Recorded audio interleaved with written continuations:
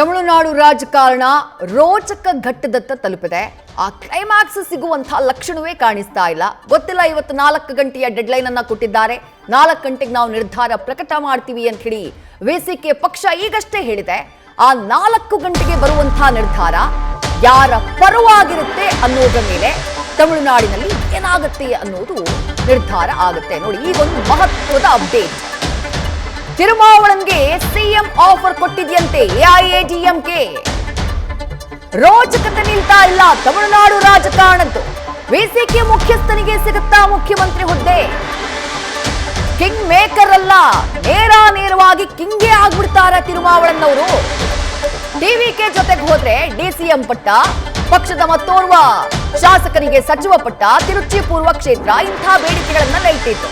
ಈಗ ಎಐಎಡಿಎಂಕೆಯಿಂದ ಸೀದಾ ಮುಖ್ಯಮಂತ್ರಿ ಆಫರ್ನೇ ಹೋಗಿದೆಯಂತೆ. ಯಾಕಂದ್ರೆ ನಿರ್ಧಾರ ಇವರು ಮಾಡಬೇಕು, ಅಲ್ಲಿಗೆ ಎಡಿಎಂಕೆ ಡಿಎಂಕೆ ಒಂದಾಗುತ್ತಾ ಅನ್ನೋದು ಮತ್ತೊಂದು ಪ್ರಶ್ನೆ.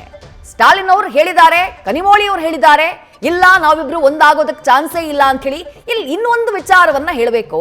ಎಡಿಎಂಕೆ ಅವರು ಆಕ್ಚುಲಿ ವೆಯ್ಟ್ ಮಾಡ್ತಾ ಇದ್ದಿದ್ದು ಟಿವಿಕೆ ಅವರು ನಮ್ಮ ಜೊತೆ ಬರ್ತಾರೆ, ನಮ್ಮನ್ನ ಮೈತ್ರಿಗಾಗಿ ಕರೀತಾರೆ, ನಮ್ಮ ಜೊತೆ ಇದ್ಕೊಂಡು ಸರ್ಕಾರವನ್ನ ರಚನೆ ಮಾಡ್ತಾರೆ. ಯಾಕಂದ್ರೆ 3rd ಲಾರ್ಜೆಸ್ಟ್ ಪಾರ್ಟಿ ನಾವಿದೀವಿ, ನಾವು ಹೋಗ್ಬಿಟ್ರೆ ಒಂದು ಸದೃಢವಾದಂತಹ ಸರ್ಕಾರ ರಚನೆ ಆಗುತ್ತೆ ಅನ್ನುವಂತಹ ಕಲ್ಪನೆಯಲ್ಲಿ ಎಡಿಎಂಕೆ ಇತ್ತಂತೆ.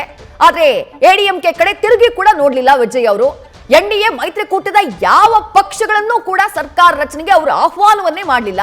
ಪಿಎಂಕೆ ಪಕ್ಷ ಇತ್ತು, ಎಎಂಕೆ ಪಕ್ಷ ಇತ್ತು, ಅವ್ರು ಯಾರನ್ನೂ ಅವರು ಆಹ್ವಾನ ಮಾಡಲಿಲ್ಲ. ಅವ್ರು ಹೋಗಿದ್ದು ಡಿಎಂಕೆ ಮೈತ್ರಿಕೂಟದ ಬಳಿ. ಈಗ ಆಗಿರುವಂತಹ ಬೆಳವಣಿಗೆ ಏನು ಅಂದ್ರೆ, ಸಿಗ್ತಾ ಇರುವಂತಹ ಮಾಹಿತಿ ಏನು ಅಂದ್ರೆ, ಎಡಿಎಂಕೆ ಆಹ್ವಾನವನ್ನ ಕೊಟ್ಟಿದೆ ತಿರುಮಾವಳನ್ನವರಿಗೆ, ಬನ್ನಿ ನೀವೇ ಮುಖ್ಯಮಂತ್ರಿಯಾಗಿ ಒಟ್ಟಿಗೆ ಸರ್ಕಾರ ರಚನೆ ಮಾಡೋಣ ಅಂತ ಹೇಳಿ. ಗೊತ್ತಿಲ್ಲ ಇದರ ಪಾಸಿಬಿಲಿಟೀಸ್ ಎಷ್ಟರ ಮಟ್ಟಿಗಿದೆ ಅಂತ ಹೇಳಿ. ನ್ಯೂಸ್ ಫಸ್ಟ್ ನಿರ್ಭೀತಿಯಿಂದ ನಿಮ್ಮ ಪರವಾಗಿ.